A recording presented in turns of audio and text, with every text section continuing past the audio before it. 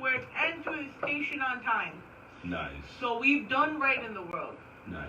My name is Katie K. This is Monday Night Rawrr, the #1 show on Monday nights that makes your girlfriend go to sleep happy. To my left of me right now is the first guest of the night, Scorpio P. What up, bro? Yo, what's going on, everybody? What's going on? Good to be back on Monday Night Rawrr. It's becoming my second home here. I mean, it really is, though. Everyone's second home. No, but it's all love, Katie. You know, whenever I'll be here, and also love to be on air with you. Perfect, thank you. I appreciate that. Alright, Rock's gonna tell me not to get used to it. Over there, the man with the fuck fame shirt and the rock view hat, the one, Word. The one, the only, the infamous, Code Red himself, S-Rock. Shout outs to S-Rock and shout outs to Rock Entertainment. We still on Code Red right now. Fact. Yeah. No, I'm on that fuck fame right now. Shout outs to Just Right last night. Just Right, the fuck fame. The video released last night was chill vibe. There was a good event. Yeah, it was mad dope. Performers were dope. Vibe was dope. Shout outs to Tavern Lounge, always like holding us down. Like, it was a dope night. I was happy to be a part of it. Shout outs to Just once again. So, according to Live, the sound was immaculate. You would know. You would know. So, you know our deal for Monday Night Rawrr, what we normally do. We get people sending us tracks, and I ain't got the privilege to leak this from J. Garth. Oh boy. I was right, huh? Yeah. Shout out to J. Garth. Exactly. Shout out to J. Garth. So my name is Katie K, and I was wrong. Happy S-Rock? Thank you. You're welcome. Wait, I missed the joke. What were you So wrong about? what's my list, but it's weird for me to say Garth. So. And she argued me down that his name was Jay Garth. I'm like, it's Garth, like Garcia, it's Garth. Exactly. I knew it was Garth. And she was like, no, it's not. So apparently he must have told her, or she must have figured it out. He told me last night. I was okay. like, yo, but I'm like, but if I say it sounds like Garth. He started laughing at me. Like you're trying to say Garthon? Yes! And I actually told him that, so he starts laughing at me, but that's another story. So, you know the deal. We play that new song. You tell us what you think. Got you. You give us your critique. Got you. So we're going to go into that new track from J. Garth. Called Tonight. Let's go. She's something wanna spend Yeah, I know.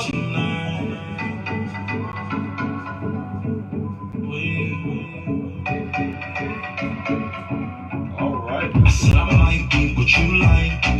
Take a little time out tonight. That's what I said. That's what I was like a week ago. What the fuck? You know what? Meek Mill was singing on the album too. That is just more honestly way to actually sing now. Fuck it. Yeah, but actually this is type of style.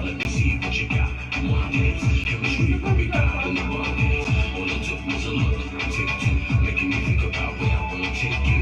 It's your eyes think about that. Look into your soul and you wanna thank God that He made you.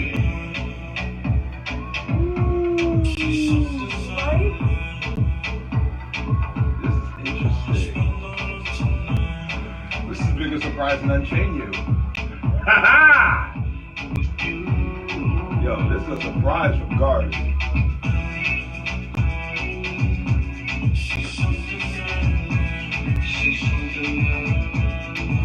It's like EDM Afrobeat.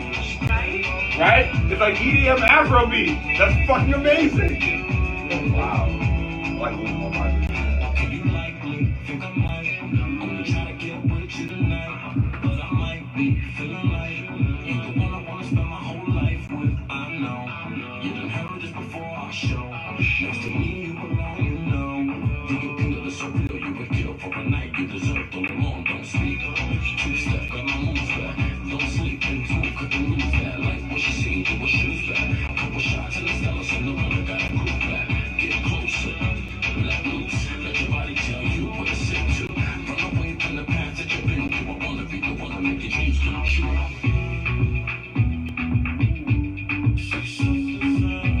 No, he did not.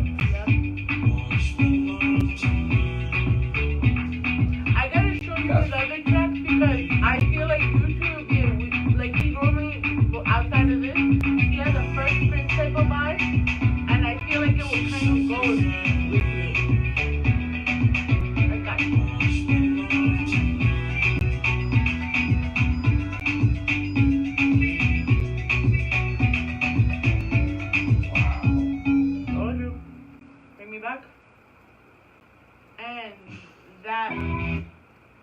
not playing that yet. And that was tonight. Alright, brother. Wow. Yeah. Yeah. Wow. Yeah. I caught you tonight, huh? Wow. Huh, bitch? No, technically you didn't catch me, Jay Garst did. Well, technically But- I played it though. No, of course, you're the one that dropped it, of course. But, yo, first of all, shout outs to Jay Garst. He's a very, very, very talented young man.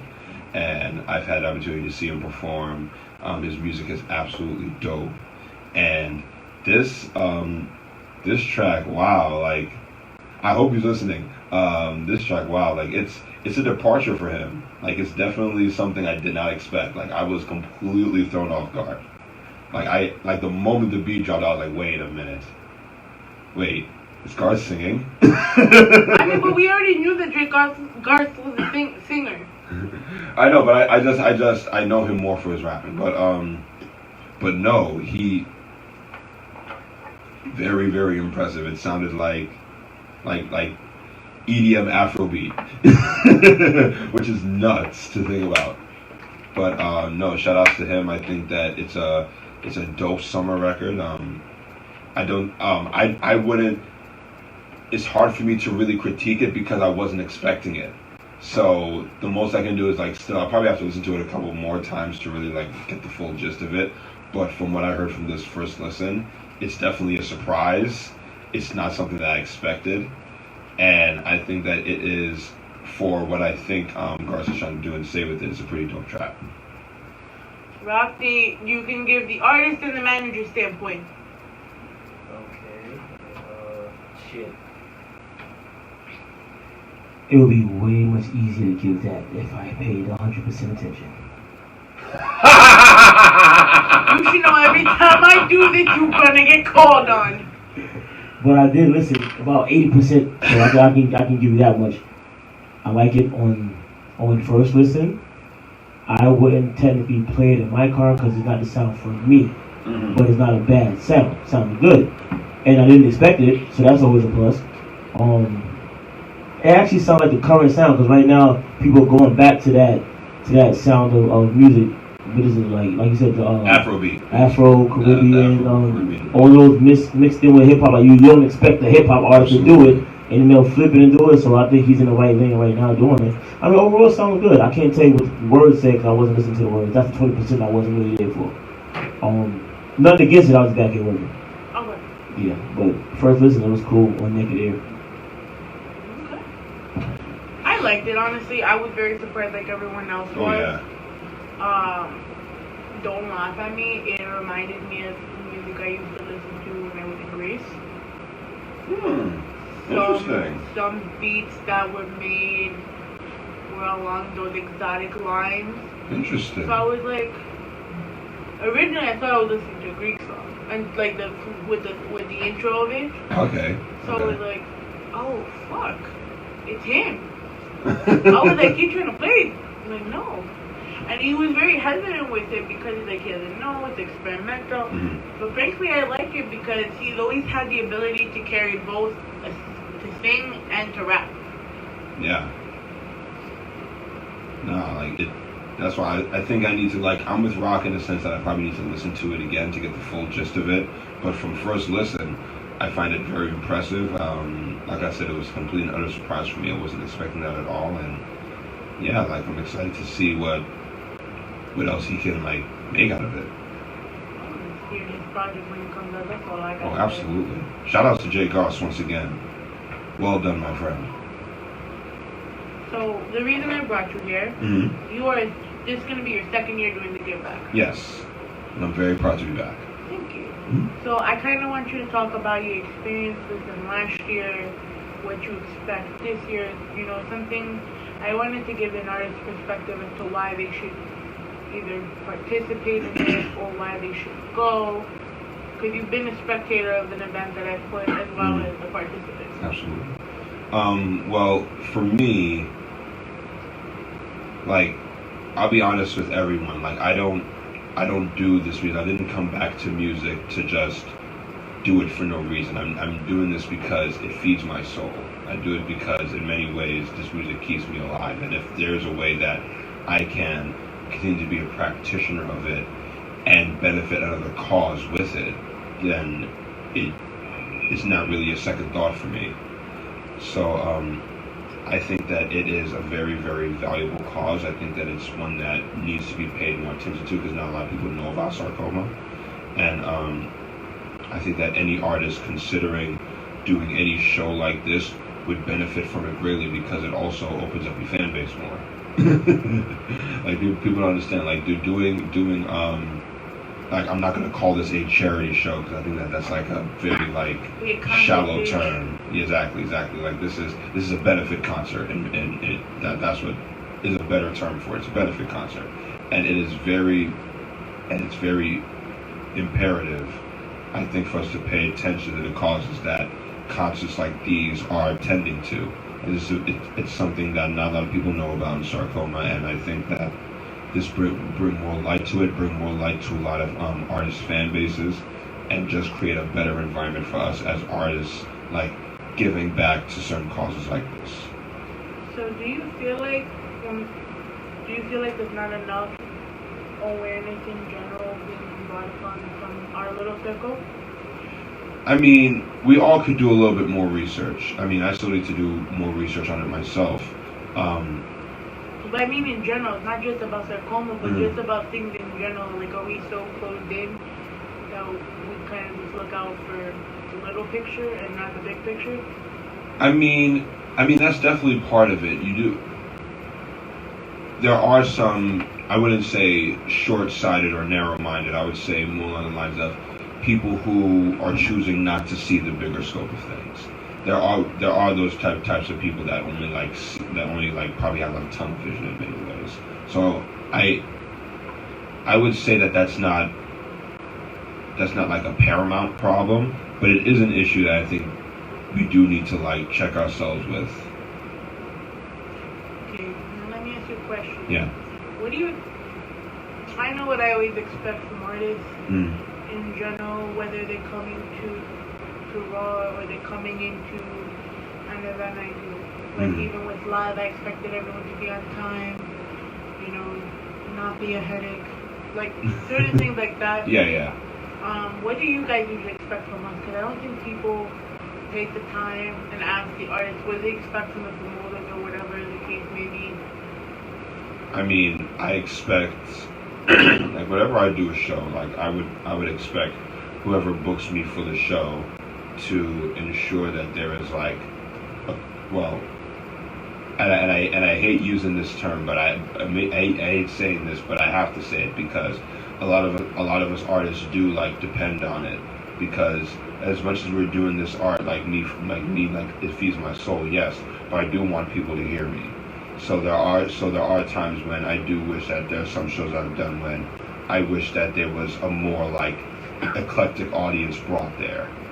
I think that's one thing. I think that like probably like targeting like certain like people to come to shows is probably one thing I'd probably look at. But to be honest with you, like the only thing I truly expect is to just I'm comfortable enough to ensure that I'm going to have fun and have a good show, and that I'm able to impart something positive on somebody and they leave differently than when they came in. That's all that I really want. But I do wish that sometimes with some shows I've done in the past, not to say that it's any show I've done with you, but of course, you always bring in 1,000 people.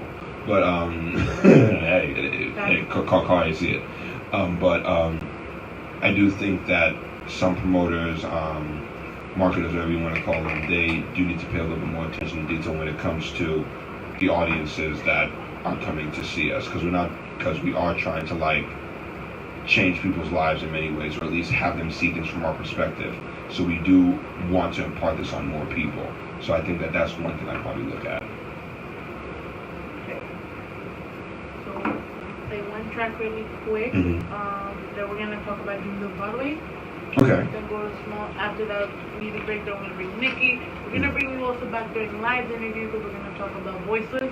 So we're not done with Scorpio yet, but I'm gonna get into that Tri-Buggy song Swing. Mm-hmm. Then we're gonna be right back. Gotcha.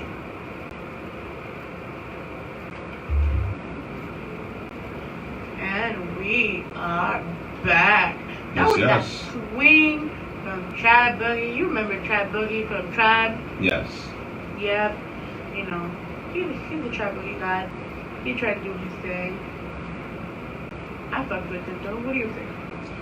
I like it. I like the cool, mellow jazz vibe. You know, we like have that. those mellow vibes nowadays. No, of course. Like it's gratifying to me. Like I love hearing music like that because me being a jazz musician, and me playing saxophone, like I love hearing stuff like that. It opens everything up for more poetry, and it sounded pretty poetic. I enjoyed it. Good. Now, you performed a single on my birthday. Yes. And remember what I remember. So Yes.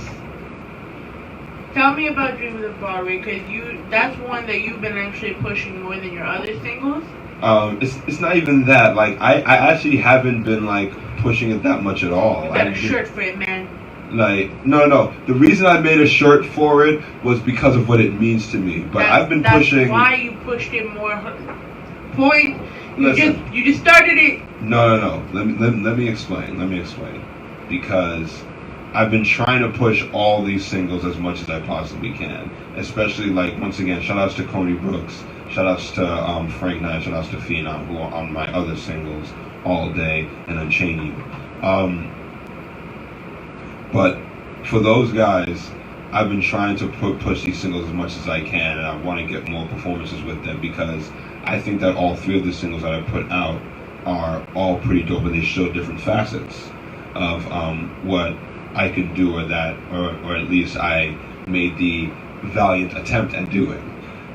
But Dreams of Broadway is very significant for this reason, because it's quite literally like Constellation Blues was one thing. Constellation Blues came from a dark place where I had to like really like evoke something out of me. And with Dreams of Broadway, what I literally did was catch a vibe on my life after college. That's literally what that song is. Because right out of college, the first thing I did was get my headshots done, do everything like a young actor in New York City is supposed to do. Go to auditions like crazy, continue working on a resume, submit to various casting calls, get turned down day after day after day after day. Like I was a regular in the Equity building in right in Times Square, and every other day they would just be like, yeah, just leave your headshot and resume, we'll probably call you. Like, you know how disheartening that is to hear that every single day? So Dreams of Broadway is significant in the sense that I've had a dream of being like a Broadway actor, director, and producer since I set foot on a theatrical stage back in college. And I have made as much headway as I possibly could trying to get there. But it's still like a constant process. It's still something that I'm working tirelessly to get to. And I literally lay out my whole story in that song. I can break it down like bit by bit for you what most of those lines really and truly mean and what they mean in the context I put them in. Because everything is in its most literal sense.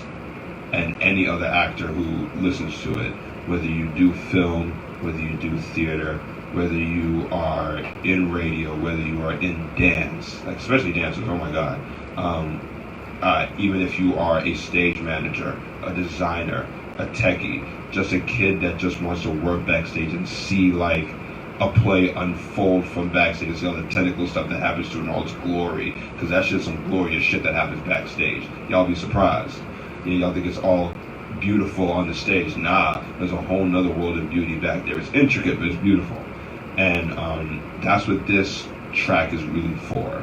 It's literally who I am. It's literally who I am as an artist, more than anything. Okay. So, how about you introduce it for us? Okay. And then I want to talk about some of the lines in it, if that's okay. Yeah. All right. So yeah, so this is my third single off my upcoming album, Director's Notes.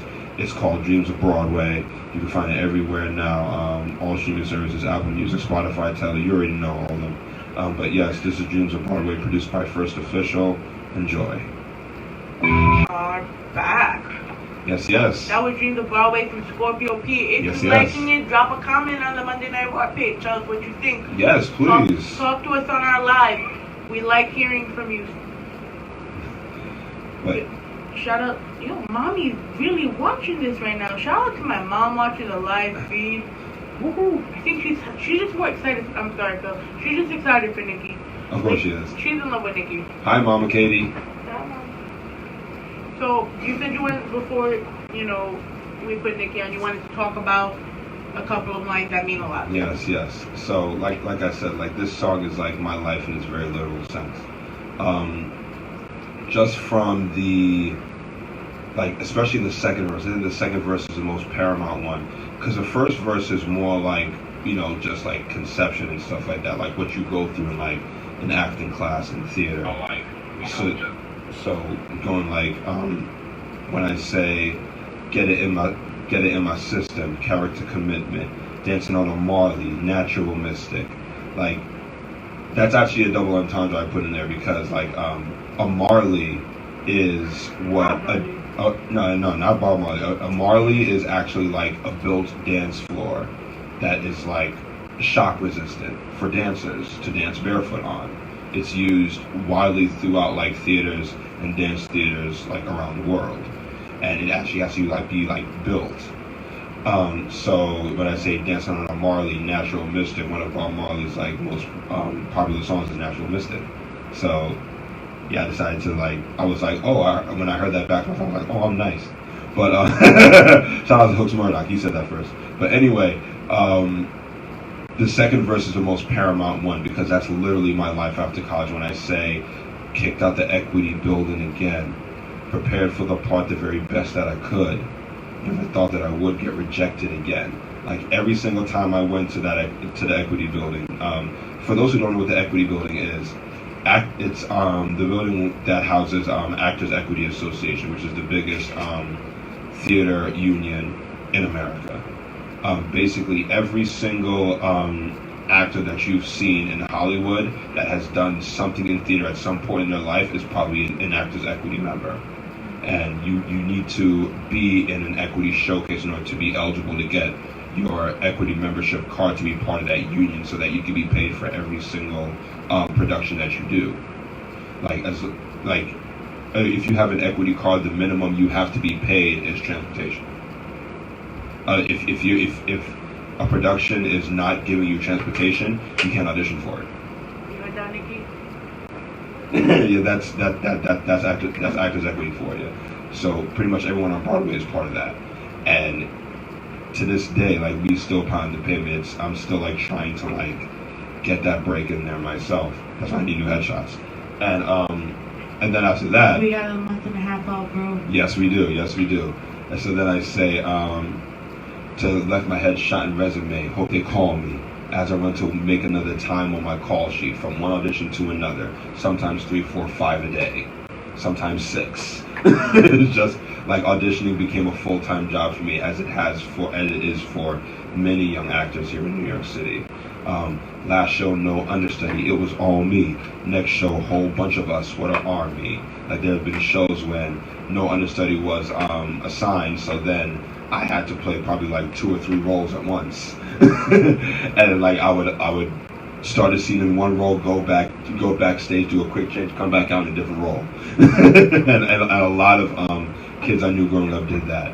And then whole next show, whole bunch of us with our army. You ever been somewhere where you knew there was too many people in one place? I've been in many productions like that, when it was like, yo, there's too many of us in this I production. feel like that every time I'm here. Absolutely. Shout out to WMR. But yes, hope I made a decent impression when you saw me. If not, that's okay. Can't win them all, G. So many actors get salty, they seem faulty. Let me see if I can mention this calmly. Because there are a lot of actors out here who think they're the shit, and they end up like falling flat on their faces. Everyone has to do the work. Facts. Everyone has to do the work. And then life ain't no rehearsal. The show goes on with or without you. You can easily be replaced in the theater business. Everyone's a dime a dozen, especially actors. So don't get it twisted. You've only just begun, yet you're the only one keeping yourself from your breakthrough. I have to tell myself that every single day. I mean, there's so much more to that song, and I do plan on putting the lyrics up on Genius for to really like explain it further for those who want to know more about it, because there's even more theater references I make in the third verse for those who know Renton Hamilton. So stay tuned for that, everybody. Perfect. Drop your social media, and then we're gonna go into a 3-song music break. Mm-hmm. Then we're gonna have your Gail with us. Got you. So you can follow me on all social media at Mr. Philliams. That's MrPhilliams. Like I said, my single Dreams of Broadway is available now on all streaming services, as well as my second single off my upcoming album, Unchain You. Shout outs to Phenom. And my first single off the album. Single for you. Yes. and of course, shout outs to Frank Knight and Coney Brooks. The first single, All Day, available everywhere now. Rest in peace, Tim. Love you. Alright, let's go to Anonymous. Watch how you flex.